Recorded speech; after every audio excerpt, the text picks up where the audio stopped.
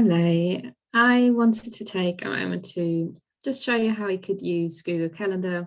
You might already be using it or maybe using paper system, but how you could use it to just organize your week. So not just your regular appointments, but also all the other kind of to-do things that might be on your list. And I found Google Calendar really useful, especially for time blocking, because I can create blocks and then move them around if anything changes for me. So what I personally like to do, if you're already using Google Calendar, you might have your personal one just on the site where you have all your appointments and everything. And I didn't like having all my to-do list in there as well, because it all shows on my phone and it's just a little bit overwhelming. So I created a separate calendar just for my to-dos for the week, which we see here as work week tasks. But just quickly how to do it, you just press onto, so we're not doing the create, that's just for new appointments. But on next to other calendars, there's a little plus sign, which allows you to create a new calendar. So you can set that up there. Oh, we're not doing an appointment yet.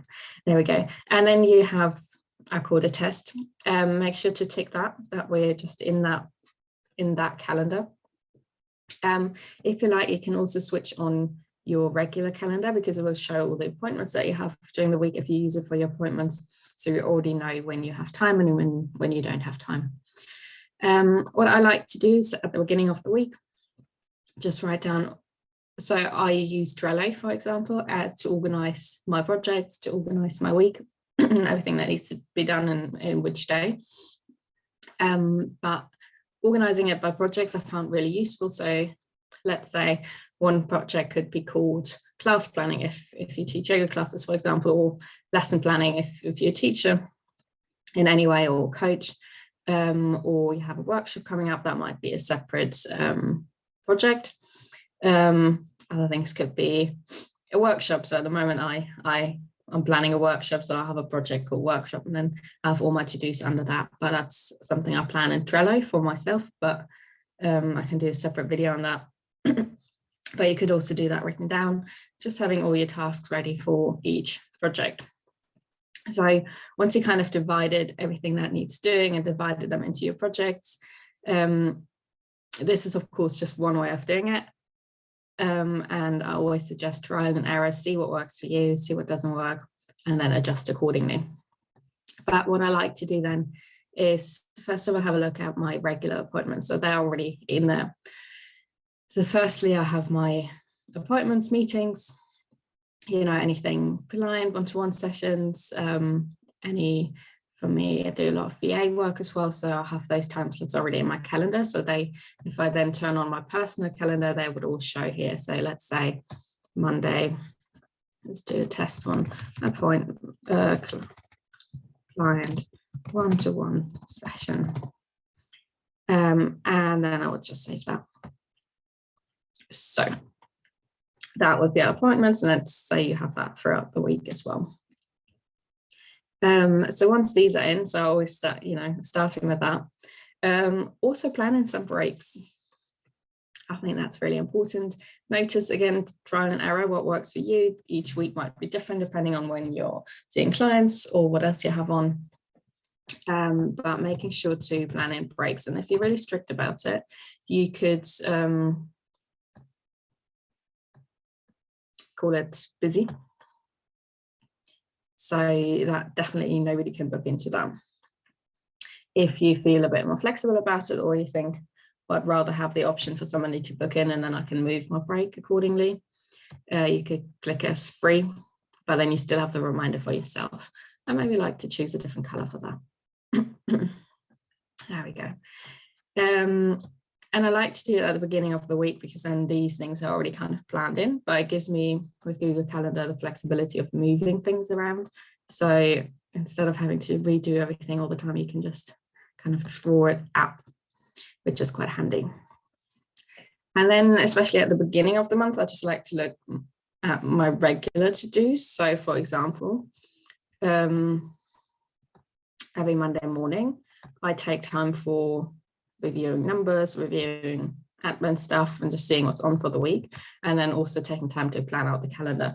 For you, that might not be Mondays. Maybe you prefer doing that on a Friday, planning out ahead for the week ahead, or even a Sunday evening if that works for you. So I put in, for example, admin.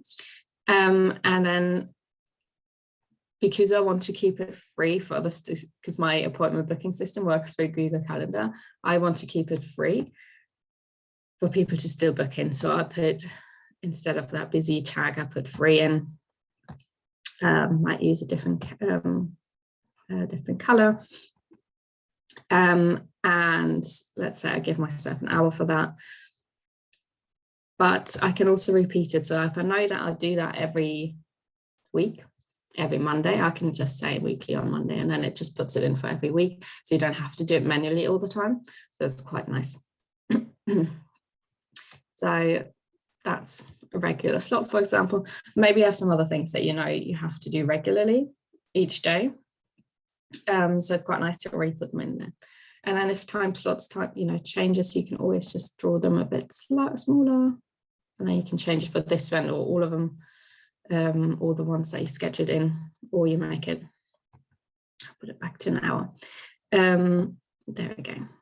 So these are kind of the regular things, and then there might be some monthly things you want to plan in. So for example, one thing that's never maybe fun is the financial review at the end of the month. And I'm just going to put it in here, but let's say you did, technically you probably would do it at the end of the month, but I'm just going to put it in here. So let's say financial review. That's not right. Financial review. Again, choose your hours. And I've talked a little bit about the in a different training around supporting, well, setting yourself up for a focus day, but supporting your well-being at the same time. That kind of time blocking. So you might choose an hour for that. And with experience, you notice how long you need for it. Give yourself more time than you might need, because I think we underestimate sometimes we overestimate how much we can do in a certain amount of time. But let's say we'll allow 2 hours. There we go. And then I would like to repeat that every last Friday of the month. Well, in this case, on the first Friday. But yeah, so you can click on monthly on the first Friday, and then you have that as a monthly repeated to do, and it's just there. And if you're, again, strict about it, don't want anyone to book in, you can click busy or free, and then nobody can book in that time. And again, maybe choosing a different color for that. So, and if you then continue doing that with all your monthly to-dos, with your weekly to-dos, you can then look at the week and think about what is on, what projects are you working on, and what is urgent to do. And then I personally like to organize it by projects, and then giving myself a lot of time slots for that. And even those you might want to repeat every week. So maybe every Monday you take time for session planning or preparing for your one-to-one sessions, and just having everything in that time slot. Every Monday I'm going to do that. Maybe I like to be more flexible, looking at it each week and seeing what's on and what's most important. So what I would then do, I'll see which appointments are on. There would also be a few more here, but just as the example, the Monday, okay, we have an appointment at, from 1:30 to 2:30. And then maybe there's another one later. You can duplicate. You can click on here on the little dots and then duplicate. There we go. And then you can set the same day, and you could just change the time. So maybe you have another appointment at, let's say, 3 o'clock for an hour. And it's busy because it's a one-to-one appointment, but these might already be in there anyway if you're using Google Calendar. All right, so afternoon is busy with appointments, so I might not want to squeeze in any more to-dos here, but I have time in the morning, so I could click here. So you can always just click anywhere and it starts a new appointment. So let's say I want to use it for workshop preparation. So I have a workshop coming up, so I'll need some time to work on that project. And realistically, I'm going to give myself 2 hours. And that doesn't repeat because I'm just working on it this week. Might again next week, but I can then see each week what's going on.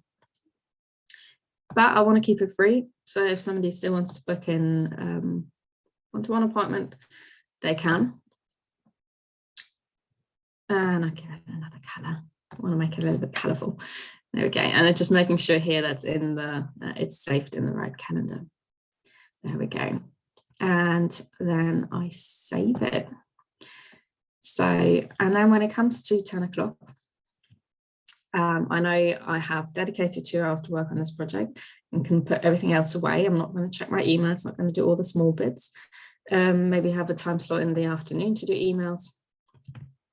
You know, maybe that's a regular, let's say it's a regular thing, doesn't repeat daily. I think you can do every day, Monday to Friday. So it's a work thing. Let's say you're also free. That's more of the admin color, isn't it? So save. And then it saves it in for every evening. So you don't get distracted each day with checking your emails all day long. But let's say we're in that workshop time, we know we're not going to check our emails because we're going to do that tonight. We're not going to do lesson planning because that's planned in for the next day. And there we go.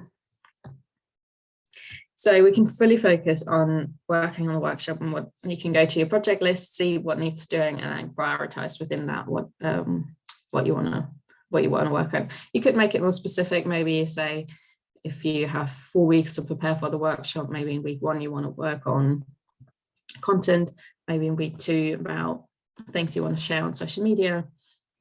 You know, you could specify those time blocks a little bit more ahead of time, so you don't have to come to the slot and then you don't know what you're actually doing in that time. But that's really up to you how it works for you, if you want to be more detailed or not as detailed. And then what I quite like with it is, you know, if you say you are flexible with it and somebody ends up booking a time slot from 10 till 11, you can just put it down and then adjust the day a little bit, and it's okay, actually I only have an hour and a half today to do that. So you could adjust it, even though I think some of the important things, it might be good to just have that as busy so nobody can book in, because otherwise you're going to keep swapping and changing and moving things about. But you have the option to do that, which is quite nice. Even if anything else comes up that day, you know, okay, I still need to do the workshop planning, I can move that for tomorrow, for example. But it's nice to know you have that time slot and ideally sticking to it. And then what I'll recommend with the time blocking is you dedicate your time to that instead of doing a gazillion different things at the same time. Dedicating that time, and when it comes to 12:30, if it's nothing that, you know, urgently needs to be done for the next day, for example, then just stopping, leave it. Work never ends when you're self-employed, when you run your own business.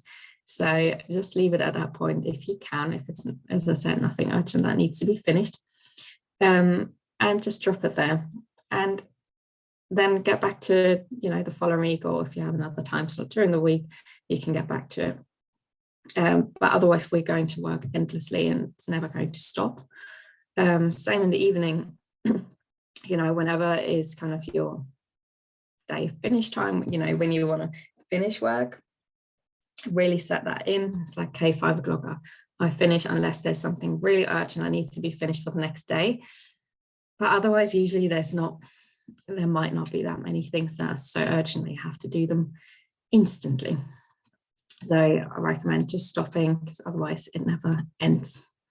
Yes, so this is kind of how I like to use Google Calendar for just organizing my week and finding a rhythm that works for you when you like to set these dates, when you like to organize them. But also, you know, what time slots work for you? Does the kind of project management work for you? Yes. And if you have any questions, let me know. I hope this is helpful. I'd love to hear your feedback if there's anything that's stood out for you, anything you want to try out. Let me know if you're already using it this way, or maybe you could do the same, obviously, in your, paper calendar. What I like here is that you can quite easily move things about, change the time, these kind of things. So it makes it really easy to work with it without constantly having to scribble stuff out. But maybe you're more of a paper person, and you like to do the same thing in your calendar. You can use some markers and just mark and time block bits out to just stay a little bit more focused, to focus on one thing at a time and not try to do loads of different things. Yes, so I'd love to know what your experience with this is, if you'd like to give it a try. If you have any questions, let me know. And if you'd like some more support and think, I actually prefer having somebody else help me with admin and do these kind of things. Obviously not just calendar organization, but, all those little things that if it gets a bit too much in your calendar. I also work as a virtual assistant. So if you want any support with that, you can just, any admin support, you can just message me and I'd be happy to have a chat with you and see how I could support you as a virtual assistant. So if you have any questions, let me know. And thanks so much for joining me for this.